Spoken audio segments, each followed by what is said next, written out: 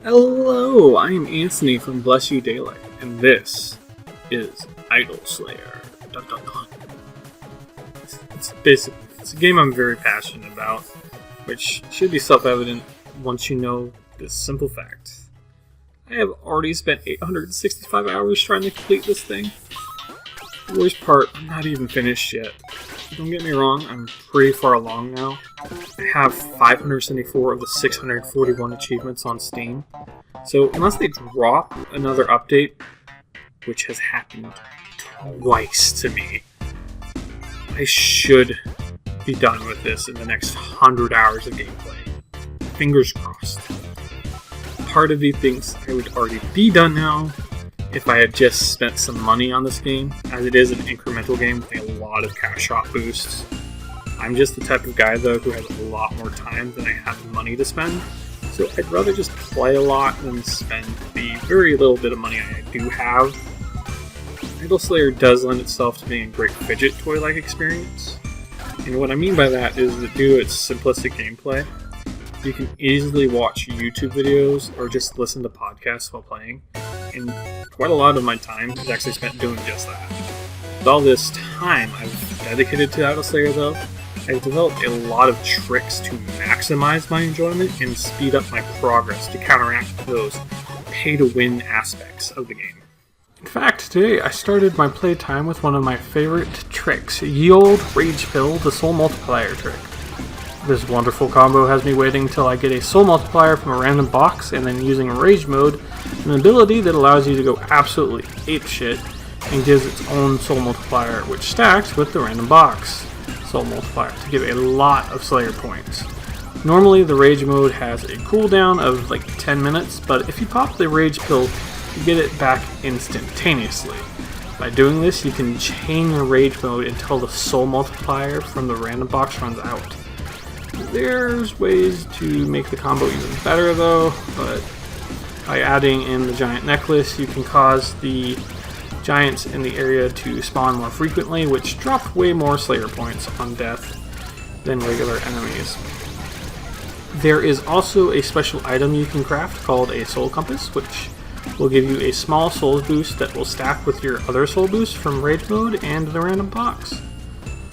The reason I call the Soul Compass special is because it uses dragon scales, an ingredient that can only be obtained by chance from a dragon egg, which is your reward for completing daily quests. Now, while this trick is fantastic and greatly speeds up Slayer point acquisition, all these items are craftable, consumable items, which means you will run out of the ingredients eventually. Which leads us into the next stage of today's gameplay, traveling across dimensions to get ingredients for more Rage Pills. Luckily, the first ingredient is slime from the slime monster, and he has two different dimensions we can pick from. I've been going with the modern city dimension mostly because I just unlocked the giant rat mob there and I wanted a change from the other choice. That would have been the factory dimension and was my go-to for a very long time, as other mobs have a higher Slayer drop than Modern City, so I could get more points while farming for ingredients, kind of killing two birds with one stone there. The process to get the ingredients is simple enough, just slay them and they have a chance to drop what you seek. You can pretty much guarantee you'll get all the drops you need before the cooldown for the Dimension Hop ability finishes if you use a whetstone. A whetstone is another consumable that increases the drop chance of mobs. This does mean we have to occasionally go get the ingredients to make those items too, but it's just like 3 flint from the golems in the starting zone. It's very quick and easy to acquire, so I tend only to go every 3 to 4 cycles. I filled up my flint stockpile last time, so we only have one dimension to go to get the only other ingredient for the Rage Pills, which is vines from the carnivorous plants, which can only be found in the jungle dimension. So with all our slime's needs met, that's exactly what we're going to go do. Now that we're here in the jungle, I can't help but notice something is very much off.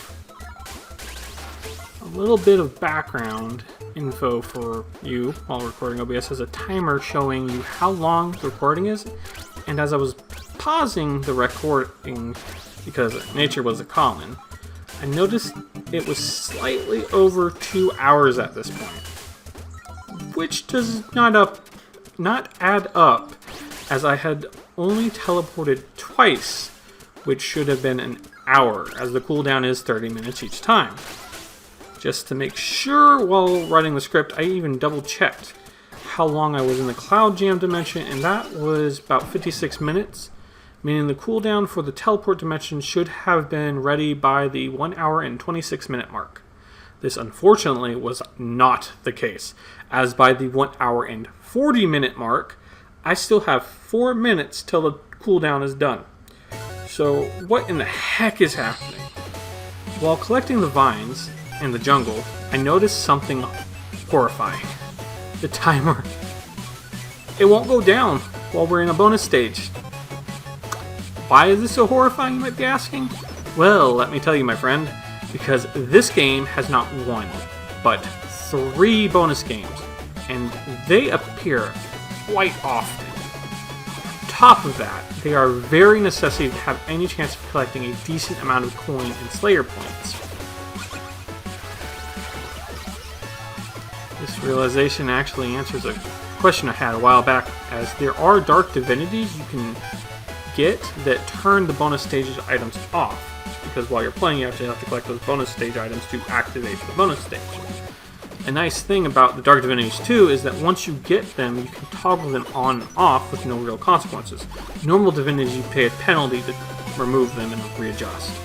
So I guess the new strat should be to get said Dark Divinities, turn them on while I'm harvesting ingredients, so I can do that as quickly as possible, and then when I'm ready, go into the Cloud dimension, turn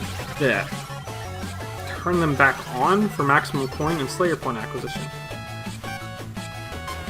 This goes to show you, even after playing this game for over 800 hours, there's still always ways to improve. That's why I love this game so much. It's always giving me something new to work for. Anyways, that's all I have time for today. Thank you so much for watching. If you like this video, please hit the like button and share it with someone you think might appreciate it. Also, if you have a story of a game that you love and you just keeps getting better the more you play it, please share it with me in the comment sections below. Section. I actually plan on making this an ongoing series and thought it would be fun to mention I have over 66 other projects lined up, and I will get more into those in another video, but that's for later. If that sounds good to you though, then why not hit the subscribe button and join me on my journey through this wonderful thing we call life. Just want to end this off by saying bless you, bless the world, and bless you, daylight.